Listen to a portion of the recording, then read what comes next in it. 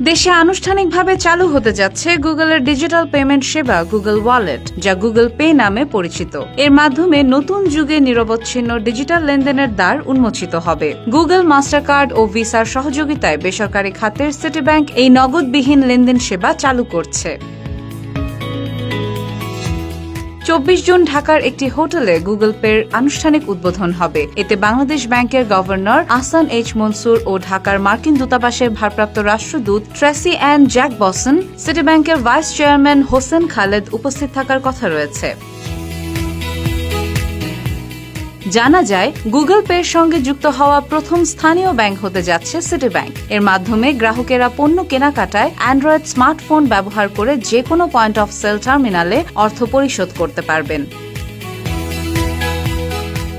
প্রাথমিকভাবে শুধু সিটি ব্যাংকের গ্রাহকেরা তাদের মাস্টার কার্ড বা ভিসা কার্ড গুগল ওয়ালেটে যুক্ত করে গুগল পে ব্যবহার করতে পারবেন। ভবিষ্যতে অন্যান্য ব্যাংক গুগল পের সঙ্গে যুক্ত হলে তাদের কার্ডও যুক্ত করার সুযোগ আসবে। ডেস্ক রিপোর্ট, দৈনিক নেত্রকোনা।